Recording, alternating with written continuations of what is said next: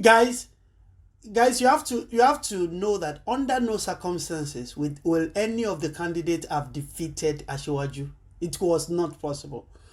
Even if no, I'm saying that to you, and it's on the basis of a few things. So even if you had Peter Obi had stayed and he had gotten the ticket, Asiwaju would still have won. Even if Atiku was to have done anything better, Asiwaju would still have won. You've got to understand something about this man called Asiwaju. Number one, he's a strategist. None of the people, I could easily fault Alhaji Atiku, a man who had comported himself very well since every election that he has lost. He has comported himself very well. But I will question the people that he put in charge of his campaign. There's a lot of money spent. There's a lot of money spent, but some of those money should be refunded. It's not that they are not good people, but you did not see them putting out much campaign. We want to be able saying Asiwaju would have won nonetheless. I think the beauty... Yeah, I'll come back to that. No, 1 minute, sir. The beauty of being a strategist is understanding your weaknesses and making sure you understand the strength of your opponents. SWOT analysis.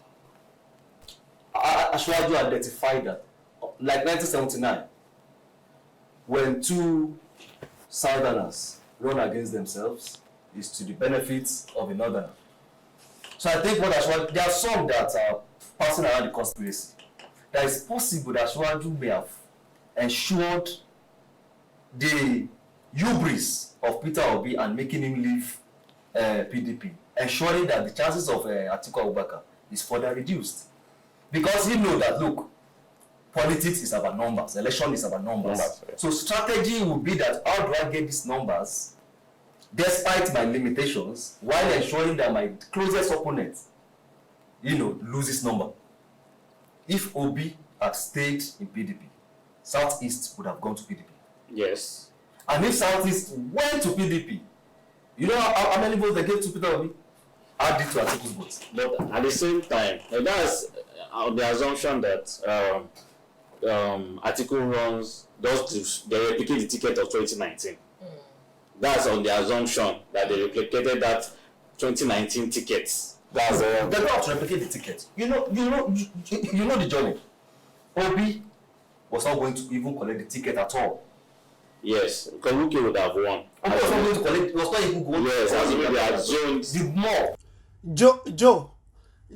Joe, and guys, let me finish my thought there. I'm still going to say it again, and I'm going to repeat it.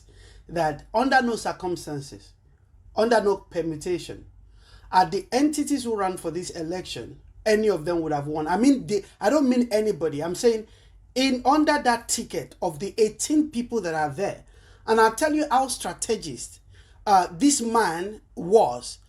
By the time you realize that he was the person, almost the last, one of the last primaries, that was strategic. Secondly, when he was going to choose his vice, he asked for extension of 2 weeks or thereabout to be able to choose his vice. All of those things, there are signs for you to know that the man was not just going to play a card that is just out of the ordinary. He was watching the moon, the sun, the rain. He was paying attention to signs, to what each thing will give him. Now, put that now aside and you put all the major candidates, even if Obi has stayed with Atiku. The way the permutation will still have worked, his leadership quality will still have fought for him above that, because even the North know that it is now equitable for them, for power to return to the South.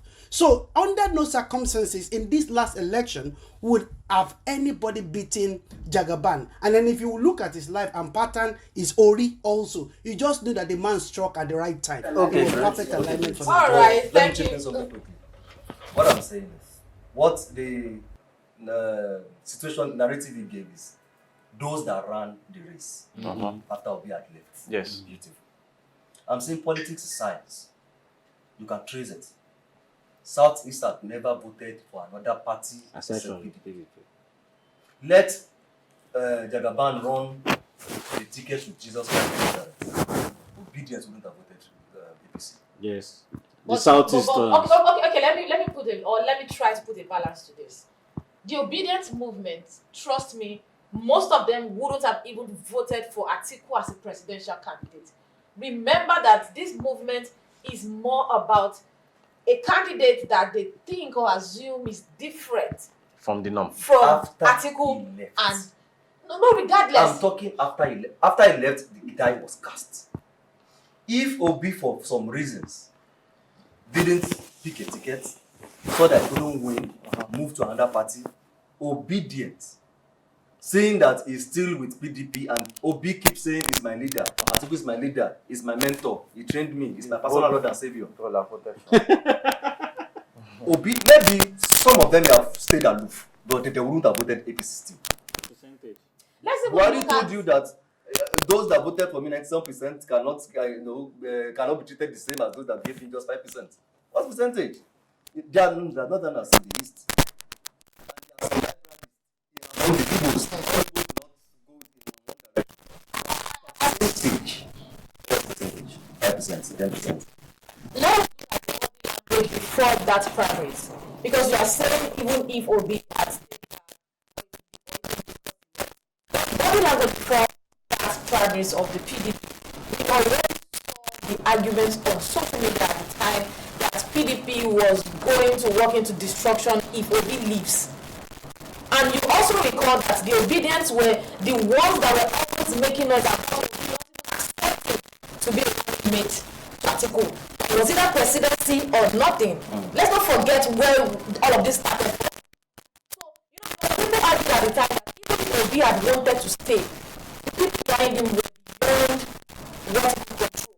And it was a wave that he had to probably just go along with, because he did not even expect it. Maybe he probably didn't know how much love the people had for him It's before still, the it's still about imaginations of the obedience. Regardless of their love for Obi, it's not enough to become the president. That's the bitter truth. So if you let them pressurize him to leave one party to the other, it's still not enough. To become the president of Nigeria, you must build bridges across the Niger. You are not sure of the election if you don't have Northwest. Obi built bridges. Obi Which did bridge? campaigns No, outside. let me just add to. He had Baba, Daddy, Let me- and let PDP are not being in control, of the movement. I think I agree with you, because he was leaving PDP. If there was a call from a particular Nigerians, some of the youth, I can't say all the youth now because they say youth, but some of the youth, they were shouting Obi, Obi, Obi, Obi. So I don't think he wanted to leave in the first place. You understand? Because even after that, he kept saying that's my leader, referring to Atiku as his leader, as his mentor and things like that. And there was a particular video where he said, they share the same ideas. I don't know if you watched. I think it was at the flag of Atiku's so, campaign. I think that was that the obedient movement, Obi did not have control of the movement. You understand? Rather, the movement was controlling Obi. The movement was controlling him to a large extent. That's just the truth. When it was consolidating on the popularity the movement was bringing to him, he was cashing in on it, right? And he used the popularity to his advantage. It's fair play to him. To be honest, when they say Obi does not have structure, I say no. It's only because you are streamlining what structure means. Exactly. Christianity is more pronounced in this country than many of the European countries combined. Right. So he uses that structure, however, to his own disadvantage.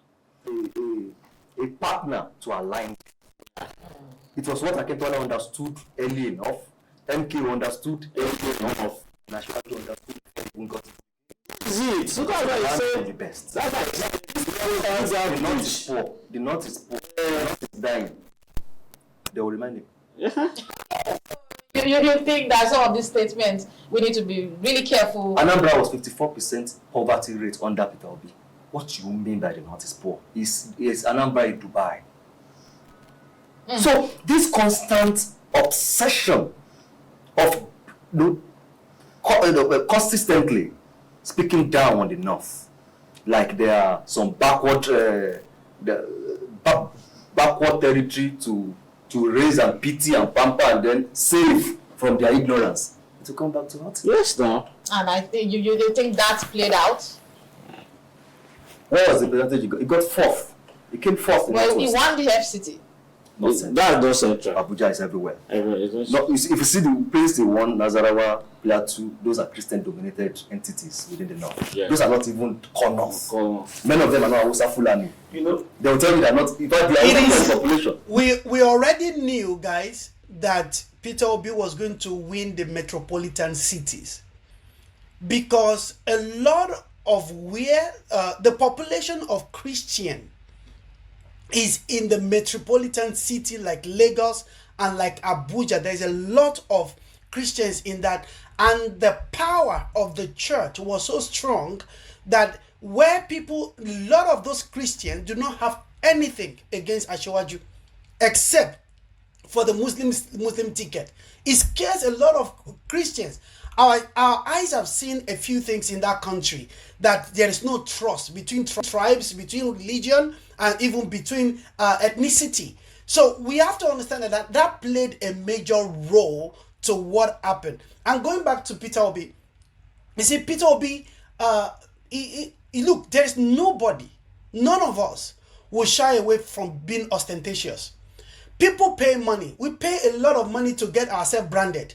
And all of a sudden, you have millions of young people who are branding you on a daily basis, who are ready to live or die for you, who are ready to put money together for you. They are putting your posters on the internet. Your Twitter is growing. You are in the millions. I'm telling you, that is it's very, very difficult for somebody to come down from that high. Yeah, absolutely. That's I one totally great. agree with you. Bring observations so far of those that lost the election. I wish we have more time to come to the remaining.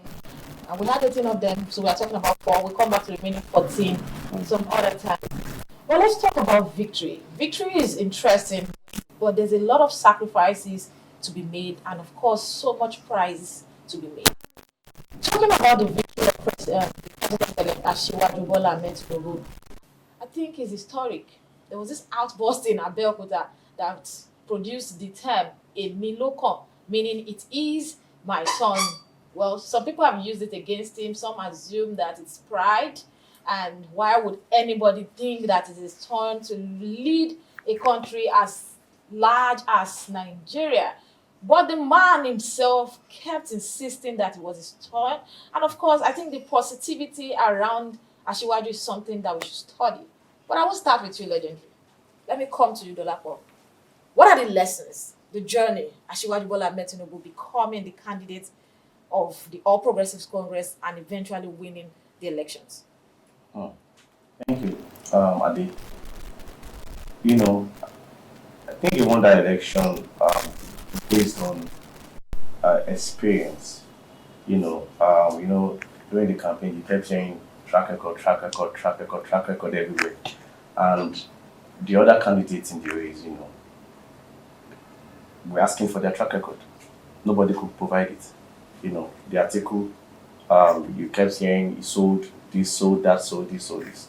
Obi, for the way they were, how, very engaging the way on Twitter, on Facebook and everywhere, you could not see the project, They saved money. the landmark project. They said he saved money, but for me, I don't believe saving money is, the duty of, when you have done what you're supposed to do, bring people out of poverty, those kind of things, infrastructural development and things like that is when we now talk about, saving money. So, back to Asiwaju, this man is someone that has built bridges across the Niger, and the power in relationships, in networking, you can't underestimate it. It's very important in any aspect of your life, of an human being life. So, this man has had a wealth of experience over the years. I think about 30 years or more than that. 34 years in politics. Since 92. Aligning with the North. When you look at when he was in ACM, he brought out